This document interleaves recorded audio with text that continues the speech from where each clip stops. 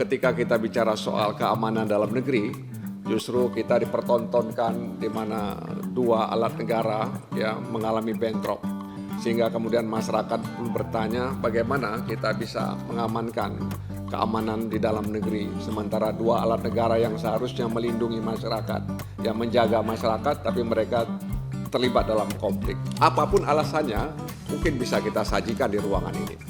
Ya, tapi oleh karena itu, tapi ada satu peristiwa tadi yang sudah disinggung oleh Ketua Komisi 3, apa yang terjadi di Lampung atau Waikanan tersebut.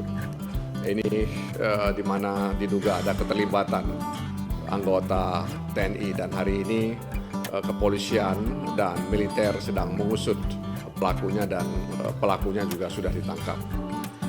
Dan ini juga bukan peristiwa terakhir, ya. Itu yang yang diperkirakan oleh banyak orang.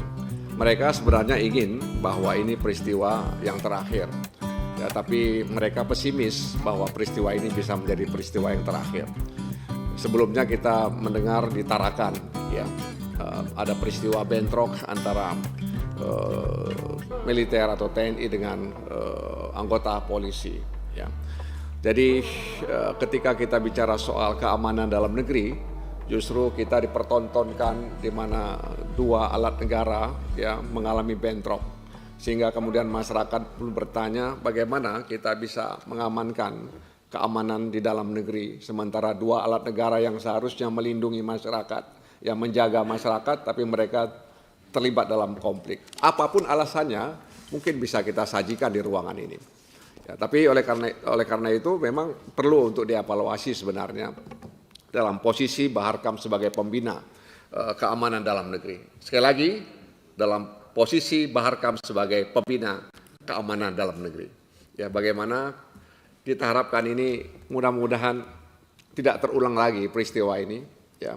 Karena sekali lagi itu akan membuat publik bertanya, ya, bagaimana kita bisa menjadi pembina keamanan dalam negeri kalau kemudian kita dipertontonkan, diperlihatkan bahwa ada dua alat negara yang konflik.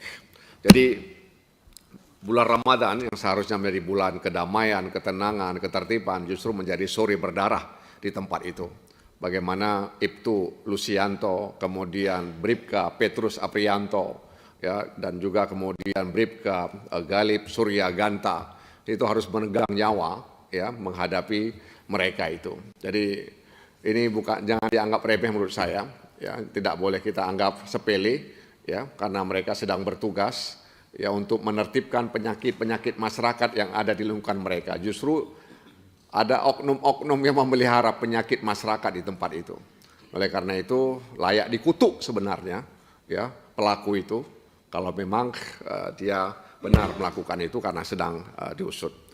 Oleh karena itu sekali lagi dalam konteks posisi Bahar Kam sebagai pembina keamanan dalam negeri, hal seperti ini barangkali harus menjadi pelajaran, ada upaya yang sungguh-sungguh dari kita untuk memastikan bahwa tidak ada lagi konflik antara TNI, polisi, meskipun barangkali kita bisa sebut oknum dan lain sebagainya, tapi kadang-kadang melibatkan banyak anggota. Yang ketiga,